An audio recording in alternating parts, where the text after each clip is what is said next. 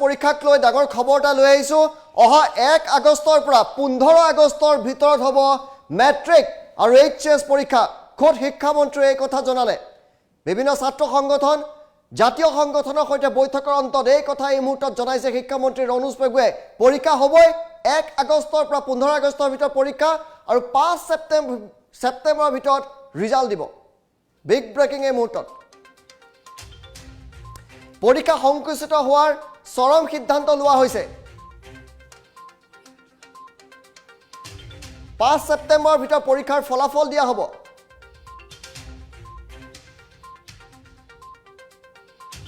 July মাহত পৰীক্ষা অনুষ্ঠিত নহয় বানপানীৰ কাৰণে কৰিব নোৱাৰে 1 আগষ্টৰ পৰা 15 আগষ্টৰ ভিতৰত পৰীক্ষা হ'ব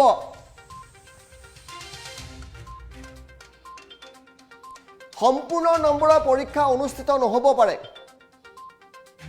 মুঠ নম্বৰ কমাৰ পূৰ্ণ সম্ভাৱনা আছে মুঠ নম্বৰ কমিব পাৰে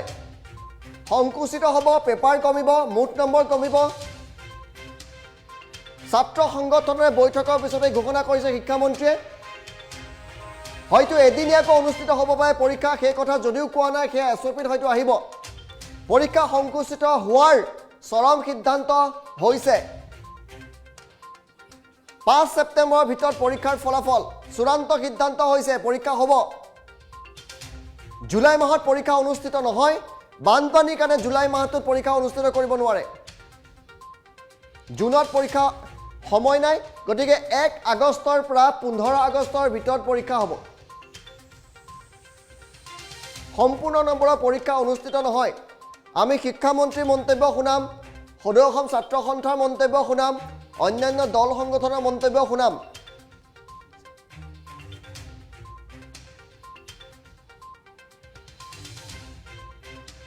যদি শিক্ষামন্ত্ৰীৰ মন্তব্য আমাৰ হাতত আহিছে আমি শিক্ষামন্ত্ৰীৰ মন্তব্য শুনাবলৈ চেষ্টা কৰিম যেটো পৰিস্থিতি আজি আমাৰ শিক্ষা বিভাগৰ উদ্যোগত অসম চৰকাৰৰ স্বাস্থ্য সমাজ কল্যাণ পৰিবহণ বিভাগ লগতে সদৌ অসম ছাত্ৰ সন্থা নিখিল বড়ো ছাত্ৰ সন্থা অসম সাহিত্য সভা বড়ো সাহিত্য সভা আৰু তিনিখনকৈ জিলাৰ তিনিগৰাকী উপায়ুক্ত আৰু আমাৰ সেৱা তথা মাধ্যমিক শিক্ষা সংসদ এই সকলোৰে মাজত আমাৰ এখন গুৰুত্বপূৰ্ণ সভা অনুষ্ঠিত হয় য'ত আমি আগন্তুক হায়াৰ ছেকেণ্ডেৰী পৰীক্ষা আৰু মেট্ৰিক পৰীক্ষা অনুষ্ঠিত কৰাৰ বিভিন্ন দিশসমূহ সম্পৰ্কে আমি পৰ্যালোচনা কৰোঁ সভাত সকলোকে সহযোগিতা আগবঢ়োৱাৰ কাৰণে মই ধন্যবাদ জনাইছোঁ আৰু সভাত আমি এক প্ৰকাৰ এনেকুৱা এটা সহমতত উপনীত হওঁ যিটো ইতিমধ্যে আমি শিক্ষা বিভাগৰ পৰা কৈ আহিছিলোঁ যে আমি পৰীক্ষা পতাৰ পক্ষত আৰু যোৱা দিনকেইটাত আমাৰ অসমে স্বাস্থ্য বিভাগে যি ধৰণে অতি এফিচিয়েণ্টলি গোটেই কোভিড চিটুৱেশ্যনটো তেওঁলোকে নিয়ন্ত্ৰণত অনাৰ কাৰণে কাৰ্যব্যৱস্থা গ্ৰহণ কৰিছে ৰাইজেও সহযোগিতা আগবঢ়াইছে তাৰ কাৰণে এটা ট্ৰেণ্ড আমি দেখা পাইছোঁ যিটো ট্ৰেণ্ডত আমাৰ পৰিস্থিতিটোৰ উন্নতি ঘটিছে আৰু লাহে লাহে আমি এনেকুৱা এটা পৰিস্থিতিলৈ হয়তো যাম যিটো পৰিস্থিতিত আমি এক নিৰ্দিষ্ট এছঅপি গ্ৰহণ কৰি নিৰ্দিষ্ট কিছুমান বিধি ব্যৱস্থা গ্ৰহণ কৰি আমি পৰীক্ষা অনুষ্ঠিত কৰিব পাৰিম আৰু তেনে পৰিস্থিতিত আমি সকলোৱে পৰীক্ষা অনুষ্ঠিত কৰাৰ পক্ষত পুনৰবাৰ আজি মিটিঙত এইটো সহমতত উপনীত হৈছোঁ যে পৰম্পৰাগত পদ্ধতিত বা পৰম্পৰাগত যিটো আমাৰ ৰুটিন থাকে সেই ৰুটিন মতে নহৈ পেলাই সংকুচিত বিষয়ত সংকুচিত নম্বৰেৰে সৈতে কোভিড প্ৰট'কল মানি আমি পৰীক্ষা অনুষ্ঠিত কৰিম সেই নিৰ্দিষ্ট মই কোনো কথা ক'ব নোৱাৰোঁ মোতকৈ উচ্চ পৰ্যায়ত এই সিদ্ধান্ত গ্ৰহণ হ'ব কিন্তু মই এইখিনি সুনিশ্চিত কৰিব পাৰোঁ যে সংকুচিত বিষয় হ'ব গোটেইখিনি বিষয়ত পৰীক্ষা নহয় আৰু সম্পূৰ্ণ নম্বৰৰো হয়তো পৰীক্ষা নহয় গতিকে এই ডিটেইলটো এইটো এটা সিদ্ধান্ত গ্ৰহণ প্ৰক্ৰিয়াটো আহি এটা চূড়ান্ত পৰ্যায়ত পাইছে অহা এসপ্তাহ বা 10 দিনৰ ভিতৰত আমি এক সিদ্ধান্তত উপনীত হ'ম এটা চেষ্টা কৰিম চূড়ান্ত সিদ্ধান্ত লোৱা হৈছে আমাৰ গ্ৰাফিক্স প্লেটত কিছু ভুলকে গৈছে গ্ৰাফিক্স প্লেটত কিছু আমাৰ বানানৰ ভুল হৈছে তাৰ বাবে আমি ক্ষমাপ্ৰাৰ্থী চূড়ান্ত সিদ্ধান্ত লোৱা হৈছে মেট্ৰিক আৰু এইচএছ পৰীক্ষাৰ পুনে পুনে আমি অভিজিত আচাৰ্যৰ সৈতে সংযোগ স্থাপন কৰিছোঁ জনতা ভৱনত আছে অভিজিত আমি সদৌ অসম ছাত্ৰ সন্থাৰ মন্তব্য অন্যান্য দল সংগঠনৰ মন্তব্য শুনাম কিন্তু এই মুহূৰ্তত ভাল খবৰ যে পৰীক্ষা হ'বই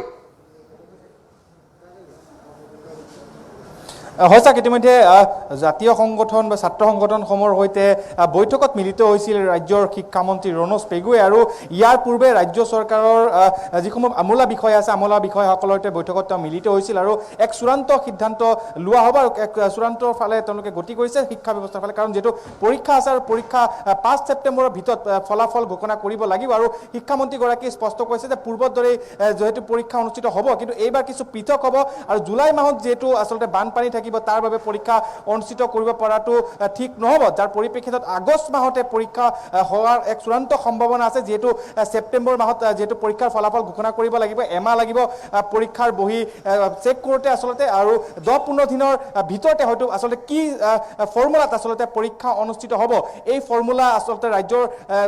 চৰকাৰৰ ফালৰ পৰা চূড়ান্ত কৰা হ'ব আৰু ইতিমধ্যে ফৰ্মুলা যি ষ্ট্ৰাকচাৰ নিৰ্মাণ কৰা হৈছে কেনেধৰণে পৰীক্ষা হ'ব কি হ'ব কিমান নম্বৰৰ পৰীক্ষা হ'ব এইসমূহ বিষয়ক লৈ আলোচনা ইতিমধ্যে সম্পূৰ্ণ হৈছে 2 এদিনৰ ভিতৰতে সদৌ অসম ছাত্ৰ সন্থাৰ লগতে জাতীয় সংগঠন ছাত্ৰ সংগঠনসকলৰ সৈতে আলোচনাত বহিব শিক্ষামন্ত্ৰীগৰাকীয়ে আৰু আজিৰ এই যি বৈঠক অনুষ্ঠিত হৈছে এই বৈঠকৰ পৰা এটা কথা ক'ব পাৰি যে সদৌ অসম ছাত্ৰ সন্থাই যি ফৰ্মুলা বান্ধি দিছে শিক্ষামন্ত্ৰীক আৰু এই ফৰ্মুলা আচলতে ৰাজ্য চৰকাৰৰ যিসকল আমোলা বিষয়াসকল আছে সেই আমোলা বিষয়াসকলৰ সৈতে বৈঠকত বহিব আৰু কিছু সময় পাছতে এই বৈঠক আছে শিক্ষামন্ত্ৰীৰ সৈতে আমোলা বিষয়াসকল আৰু ইয়াৰ পাছতে এক চূড়ান্ত সিদ্ধান্ত ল'ব আৰু মুখ্যমন্ত্ৰীয়ে হয়তো আনুষ্ঠানিকভাৱে চিলমোহৰ মাৰিব যে কেতিয়া পৰীক্ষা অনুষ্ঠিত কি হ'ব আৰু 10-15 দিনৰ ভিতৰতে হয়তো পৰীক্ষাৰ আচলতে যি ফৰ্মুলা এই ফৰ্মুলা ছাত্ৰ ছাত্ৰীসকলক ক'ব শিক্ষামন্ত্ৰীগৰাকীয়ে আৰু কেনেধৰণে পৰীক্ষা হ'ব কি পৰীক্ষা হ'ব সকলো কথা আমি কিছুদিন অপেক্ষা কৰিব লাগিব কিছুদিনৰ পাছতে হয়তো ওলাই পৰিব আচলতে কি ষ্ট্ৰাকচাৰত পৰীক্ষা অনুষ্ঠিত হ'ব কিন্তু এটা কথা ক'ব পাৰি যে এই মুহূৰ্তত হাইস্কুল শিক্ষান্ত পৰীক্ষা উচ্চতৰ মাধ্যমিক পৰীক্ষা অনুষ্ঠিত হ'ব আৰু 5 ছেপ্টেম্বৰৰ পূৰ্বে ফলাফল ঘোষণা কৰা হ'ব ইটোস্মিন হয় ধন্যবাদ জনাইছোঁ আৰু এই মুহূৰ্তত অহা 10 দিনৰ ভিতৰত এছঅপি আহিব আমাৰ হাতত সমজ্জল কুমাৰ ভট্টাচাৰ্যৰ মন্তব্য আছে দীপাংকৰ নাথৰ মন্তব্য আছে অন্যান্য দল সংগঠনৰ নেতৃত্বৰ মন্তব্য আছে সেই মন্তব্য আমি শুনাই যাম আলোচনাত আমি সদৌ অসম ছাত্ৰ সন্থাৰ তৰফৰ পৰা অতদিনে কৈ অহা কথাখিনিকে আজি শিক্ষামন্ত্ৰী ডাঙৰীয়াৰ আগত আমি পেছ কৰিছোঁ 3টা কথা প্ৰথম ছাত্ৰ ছাত্ৰীসকলৰ শিক্ষাবৰ্ষ ক্ষতি হ'ব নালাগিব দ্বিতীয় কোনো কাৰণত ছাত্ৰ ছাত্ৰীসকলে স্বাস্থ্যজনিত সমস্যাৰ সন্মুখীন হ'ব নালাগিব তৃতীয় অত্যন্ত প্ৰয়োজনীয় কথাটো যে কোনো কাৰণত ছাত্ৰ ছাত্ৰীসকলৰ স্বাৰ্থ বিঘ্নিত হ'ব নোৱাৰিব ছাত্ৰ ছাত্ৰীসকলৰ স্বাৰ্থ সুৰক্ষিত হ'ব লাগিব এই 3টা কথাই মূলতঃ আমি আজি পেছ কৰিছিলোঁ আমি এটা কথা জানিব বিচাৰিছিলোঁ যে ভাৰতবৰ্ষৰ বিভিন্ন প্ৰান্তত CBSE পৰীক্ষা তেওঁলোকে বাতিল কৰিছে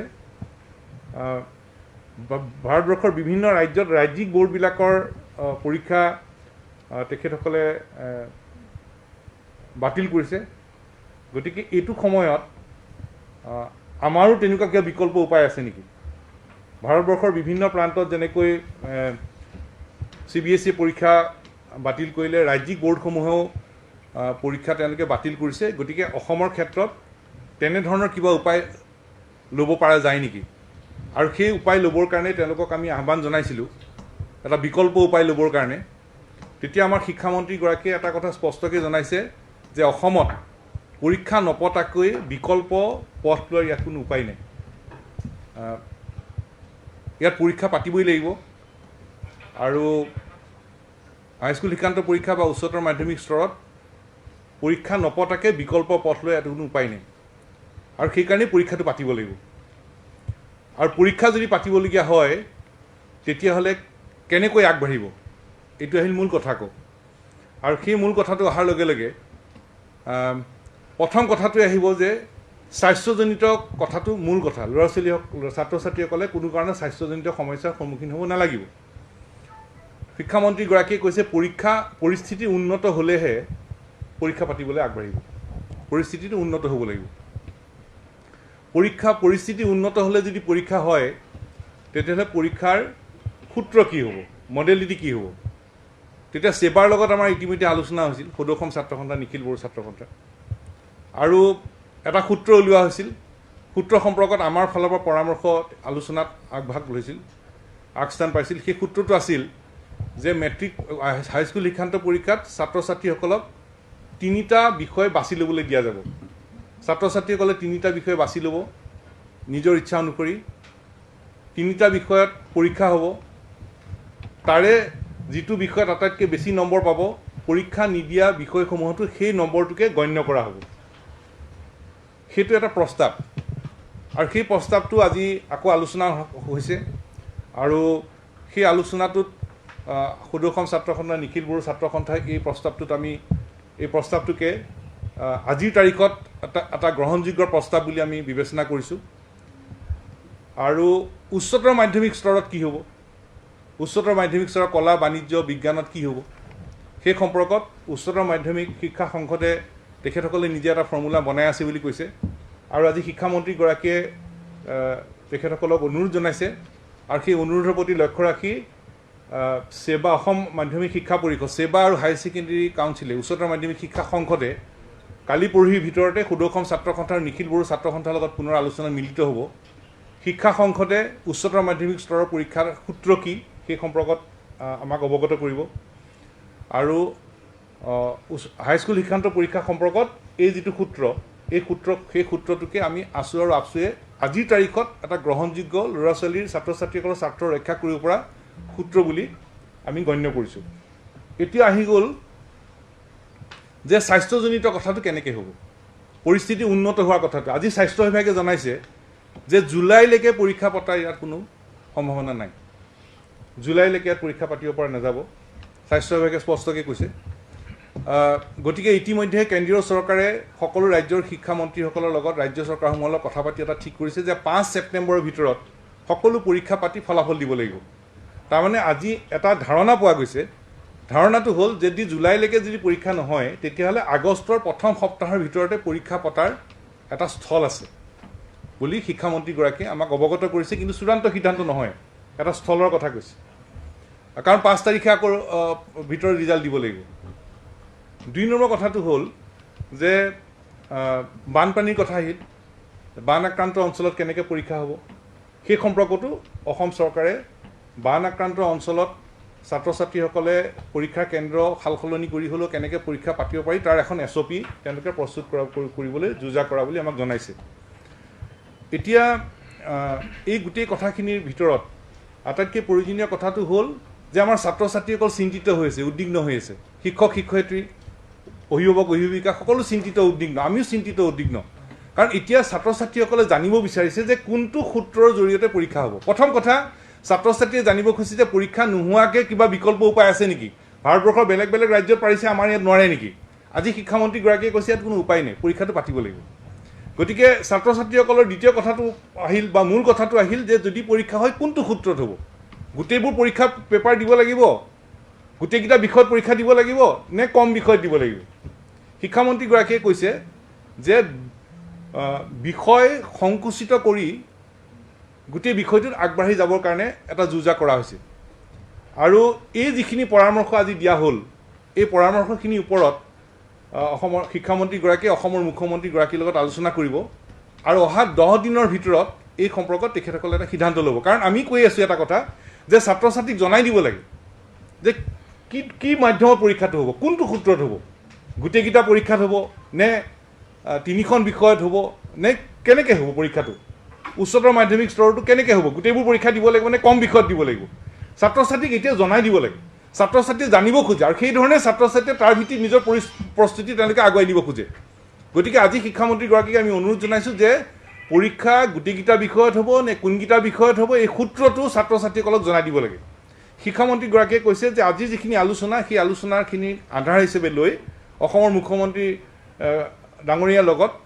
অসমৰ মুখ্যমন্ত্ৰী মহোদয়ৰ লগত কথা বতৰা পাতিব আৰু অহা 10 দিনৰ ভিতৰত অসমৰ ছাত্ৰ ছাত্ৰীসকলক তেখেতসকলে এটা স্পষ্ট সিদ্ধান্ত তেখেতসকলে অৱগত কৰিব। আৰু ইয়াৰ উপৰিও বিভিন্ন ধৰণৰ পৰামৰ্শ ইয়াত আহিছে, পৰামৰ্শ দিয়া হৈছে যে পৰীক্ষা স্বাস্থ্যজনিত কথাটো যেতিয়া উন্নত হৈ পৰীক্ষা হ'ব তেতিয়া সেই পৰীক্ষাৰ দিনটোত অকল পৰীক্ষাই হ'ব, গ্ৰীণ কৰিডৰ এটা ধাৰণাও আহিছে, সেইবোৰ ধাৰণাও আহিছে। গতিকে আজিৰ তাৰিখত যিহেতু বিকল্প ব্যৱস্থা নাই, পৰীক্ষা হ'ব, এই কথাটো অসমৰ শিক্ষামন্ত্ৰীগৰাকীয়ে স্পষ্টভাৱে জনাইছে। পৰীক্ষা কেনেকৈ হ'ব, হাইস্কুল শিক্ষান্ত পৰীক্ষা সম্পৰ্কত আমাৰ এটা মডেল সম্পৰ্কত আজিৰ তাৰিখত গ্ৰহণযোগ্য বুলি গণ্য কৰা হৈছে, কিন্তু চূড়ান্ত হোৱা নাই। মুখ্যমন্ত্ৰী মহোদয়ৰ লগত কথা বতৰা পাতিহে চূড়ান্ত কৰিব। আৰু উচ্চতৰ মাধ্যমিক স্তৰ আৰু হাইস্কুল শিক্ষান্ত পৰীক্ষা এই দুটা বিষয়লৈ পুনৰ সেৱা আৰু হায়াৰ ছেকেণ্ডেৰী কাউন্সিলে অহা 2 দিনৰ ভিতৰত সদৌ অসম ছাত্ৰ সন্থাৰ নিখিল বড়ো ছাত্ৰ সন্থাৰ লগত আলোচনাত মিলিত হ'ব আৰু আমি এই সময়ত এই পৰিস্থিতিত সকলো ছাত্ৰ ছাত্ৰীক নিজৰ ঘৰতে নিজৰ পঢ়া শুনা অব্যাহত ৰাখিবৰ কাৰণে আমি অনুৰোধ জনাইছোঁ যেহেতু আমি শিক্ষামন্ত্ৰীগৰাকীক কৈছোঁ যে ছাত্ৰ ছাত্ৰীসকলক সূত্ৰটো জনাব লাগে পৰীক্ষাটো কোনটো সূত্ৰত হ'ব এইখন বিষয়ত পৰীক্ষা হ'ব এই কথাটো আমি সোনকালে ছাত্ৰ ছাত্ৰীক জনাই দিব কৈছোঁ পৰীক্ষা পৰিস্থিতি উন্নত হ'লে কোন তাৰিখত হ'ব এইটো চৰকাৰে ঠিক কৰিব স্বাস্থ্য বিভাগৰ লগত কথা বতৰা পাতি কিন্তু এতিয়াই ছাত্ৰ ছাত্ৰীসকলে সূত্ৰটো জানিলে সেই ধৰণে নিজকে প্ৰস্তুত কৰি চলিব পাৰিব গতিকে সেই বিষয়টো অহা 10 দিনৰ ভিতৰত শিক্ষামন্ত্ৰীগৰাকীয়ে মুখ্যমন্ত্ৰী মহোদয়ৰ লগত কথা বতৰা পাতি এটা স্পষ্ট সিদ্ধান্ত অৱগত কৰিম বুলি কৈছে আৰু এই আজিৰ সময়ত ছাত্ৰ ছাত্ৰীসকলক নিজৰ পঢ়া শুনা অব্যাহত ৰাখিবৰ কাৰণেও আমি অনুৰোধ জনাইছোঁ ভেকচিনেশ্যনৰ কথা আৰু এটা ভেকচিনেশ্যনৰ কথা সুধিছিল শিক্ষামন্ত্ৰীগৰাকীয়ে কৈছে যে ইলেকশ্যনত প্ৰায়বোৰ আমাৰ সন্মানীয় শিক্ষক শিক্ষয়িত্ৰীৰ দায়িত্বত আছিল গতিকে ভেকচিন নিৰ্বাচনৰ দায়িত্বত থকা প্ৰায়বোৰ শিক্ষক শিক্ষয়িত্ৰীক কৈ আছোঁ মই দুটা কথা কৈ লওঁ প্ৰায়বোৰ শিক্ষক শিক্ষয়িত্ৰীক ভেকচিন দি থোৱা আছে প্ৰায়বোৰ শিক্ষক শিক্ষয়িত্ৰীক যিসকলৰ বাকী আছে তেওঁলোকে দিব শিক্ষাৰ লগত পৰীক্ষাৰ লগত জড়িত আন সকলো বিষয়া বা কৰ্মচাৰী ষ্টাফ সকলোকে এই সময়খিনিৰ ভিতৰত ভেকচিনেশ্যন দিয়াৰ ব্যৱস্থা কৰিব আৰু ছাত্ৰ ছাত্ৰীসকলৰ ক্ষেত্ৰত কোনো ধৰণৰ চাপ সৃষ্টিৰ কথাটো এতিয়া নাহে ছাত্ৰ ছাত্ৰীসকলে কোনো চাপ সৃষ্টি নকৰাকৈ তেওঁলোকে যাতে এটা সৰল নিয়মৰ মাজত যাতে পৰীক্ষা দিব পাৰে তাৰ ব্যৱস্থা কৰিবলৈ কোৱা স্থিৰ কৰা হৈছে আমি এটা কথাই স্পষ্টকৈ কৈছোঁ যে আজিৰ তাৰিখত এটা অসামান্য এটা পৰিৱেশ এই অসামান্য পৰিৱেশত ছাত্ৰ ছাত্ৰীসকলে এটা মানসিক চাপ লৈ প্ৰস্তুতি কৰি আছে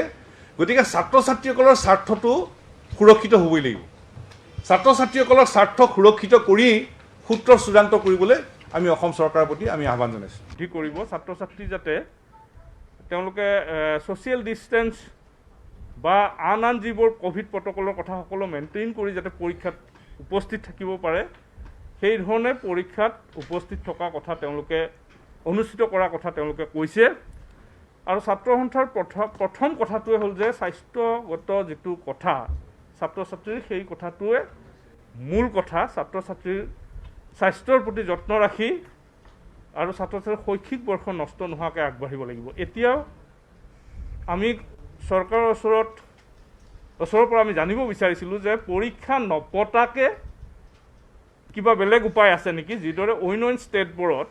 বা অইন বৰ্ডবিলাকে তেওঁলোকে ছাত্ৰ ছাত্ৰীক উত্তীৰ্ণ কৰি দিয়াৰ ব্যৱস্থা কৰিছে চৰকাৰৰ ফালৰ পৰা কোৱা হৈছে যে তেনেকুৱা কোনো পদ্ধতি বৰ্তমান যিহেতু নাই তাৰমানে পৰীক্ষা অনুষ্ঠিত কৰিবই লাগিব মেট্ৰিক আৰু হায়াৰ ছেকেণ্ডেৰী দুয়োটা ক্ষেত্ৰতে তেওঁলোকে এনেধৰণৰ এটা সিদ্ধান্ত লৈ যাব বিচাৰিছে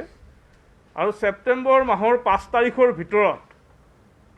পৰীক্ষা পাতি ৰিজাল্ট দি গোটেই প্ৰক্ৰিয়াটো সমাপ্ত কৰিব কেন্দ্ৰীয় চৰকাৰৰ আগৰ তেওঁলোকৰ যিটো ডেট সেইমতে গতিকে সেইখিনি সময়ৰ ভিতৰতে পৰীক্ষা পাতি ৰিজাল্ট দিয়াৰ গোটেই বিষয়টো আগবাঢ়িব এই দুইটাই মেট্ৰিক হায়াৰ ছেকেণ্ডেৰী দুইটা ক্ষেত্ৰতে গতিকে এইকেইটা কথাই মূলতঃ আজি আলোচনা হৈছে পৰীক্ষাৰ দিনাখন কিদৰে আন যিবোৰ ব্যৱসায় বাণিজ্য বা প্ৰতিষ্ঠান সেইবোৰ কিদৰে বন্ধ কৰি মাত্ৰ পৰীক্ষাৰ দিনাখন পৰীক্ষাই অনুষ্ঠিত কৰাৰ বাবে ছাত্ৰ ছাত্ৰীসকলক বাবে এটা সুকীয়া ব্যৱস্থা কৰিব পাৰি গ্ৰীণ কৰিডৰৰ নিচিনাকৈ তেনেকুৱা কথাও বিভিন্নজনে পৰামৰ্শ আগবঢ়াইছে তে আমি আশা কৰিছোঁ ছাত্ৰ ছাত্ৰীৰ শৈক্ষিক বৰ্ষ নষ্ট নোহোৱাকৈ এইখিনি সময়ৰ ভিতৰত পৰীক্ষা অনুষ্ঠিত কৰা বিষয়ত ক'ভিড প্ৰট'কলৰ সকলো নিয়ম নীতি আগত ৰাখি তেখেতসকলে কথাখিনি আগবঢ়াই লৈ যাব শিক্ষামন্ত্ৰীগৰাকীয়েও এই গোটেই বিষয়খিনি অসমৰ মুখ্যমন্ত্ৰী মহোদয়ৰ লগত কথা পাতি ফাইনেল সিদ্ধান্ত গ্ৰহণ কৰা হ'ব বুলি ইতিমধ্যে আমাক অৱগত কৰিছে চূড়ান্ত সিদ্ধান্ত লৈ এটা যাবৰ কাৰণে কিছু প্ৰক্ৰিয়া বা কিছু পদক্ষেপ আজিৰ মিটিঙৰ পিছত নিশ্চয় চৰকাৰখনে ল'ব তো নিখিল বড়ো ছাত্ৰ সন্থাৰ তৰফৰ পৰা স্পষ্ট এটা মত আৰু অলৰেডি আমি সেৱা কৰ্তৃপক্ষৰ লগত আলোচনাত এইটো দাঙি ধৰিছিলোঁ যে অসমত বৰ্তমান এই পৰিৱেশত CBSE যেনেকুৱা পৰীক্ষা বাতিল কৰিছে বা বিভিন্ন ৰাজ্যিক বোৰ্ডবিলাকে যেনেকুৱা পৰীক্ষা বাতিল কৰিছে, অসমত মেট্ৰিক আৰু হায়াৰ ছেকেণ্ডেৰী পৰীক্ষা বাতিল কৰিব পৰা কোনো পৰ্যায় আমিও দেখা নাই, চৰকাৰখনেও দেখা নাই। তো তাৰ কাৰণে আমি আহ্বান জনাইছিলোঁ যে পৰীক্ষা পাতিব লাগে আৰু পৰীক্ষা পতাৰ ক্ষেত্ৰত পোনপ্ৰথমে ছাত্ৰ ছাত্ৰীসকলৰ যি জীৱন আৰু তেওঁলোকৰ স্বাস্থ্য এইটো সুৰক্ষিত হ'ব লাগিব। কোনো ছাত্ৰ ছাত্ৰী যাতে জীৱনৰ প্ৰতি ভাবুকি নাহে বা কোভিড সংক্ৰমণত তেওঁলোকে ভুগিব লগা নহয়, তাৰ প্ৰতি সকলো SOP মডেল তৈয়াৰ কৰি পেলাই পৰীক্ষা পাতিব লাগে। এই ক্ষেত্ৰতো আমি স্পষ্টভাৱে আমি দাঙি ধৰিছোঁ। দ্বিতীয় কথাটো হ'ল যে পৰীক্ষা পাতিবলৈ যাওঁতে যাতে পৰীক্ষা কেন্দ্ৰটো ক্ৰাউড নহয়, পৰীক্ষা কেন্দ্ৰ যাতে ভিৰ নহয়, যাৰ পৰা ইয়াত ইনফেকশ্যনৰ মানে চান্স থাকিব পাৰে। তো তাৰ কাৰণে আমি চৰকাৰখনক আমি আহ্বান জনাইছোঁ যে চৰকাৰো কিছু মডেলিটি তেওঁলোকে তৈয়াৰ কৰিছে যে যি মূল চেণ্টাৰ হ'ব, য'ত কোড নাম্বাৰ থাকিব,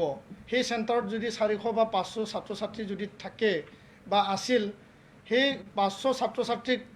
ওচৰ চাপৰীয়া যিবিলাক বিদ্যালয়বিলাক আছে, অনুষ্ঠান প্ৰতিষ্ঠানবিলাক আছে, তাত ভগাই পেলাই যদি এটা পৰীক্ষা কেন্দ্ৰত 100ৰ তলত যদি আমি নমাই ল'ব পাৰোঁ, তেনেকুৱা 5টা বা 10টা আমি ফিডাৰ স্কুল বা অক্সিলাৰী চেণ্টাৰ আমি তৈয়াৰ কৰি পেলাই যদি পৰীক্ষা পাতিব পাৰোঁ, তেতিয়াহ'লে বিল' 50% এটেণ্ডেঞ্চত X মডেলত, যোনটো আগত 2জন মাজত এটা আৰু পিছত 2টা X মডেলত ছিটিং এৰেঞ্জমেণ্ট কৰি সকলো কোভিড নিয়ম নীতি মানি পেলাই চেনিটাইজাৰ মাস্কৰ পৰা লৈ পেলাই যিখিনি ব্যৱস্থা আছে এইখিনি কৰি এই পৰীক্ষা আমি সুকলমে পাৰ কৰিব পাৰিম বুলি আমাৰ দৃঢ় বিশ্বাস। আৰু তৃতীয় কথাটো হ'ল যে ছাবজেক্টৰ কথা, এইটো বিশেষকৈ এটা চৰ্চিত হৈছে আৰু সন্মানীয় শিক্ষামন্ত্ৰী ডাঙৰীয়াও বিভিন্ন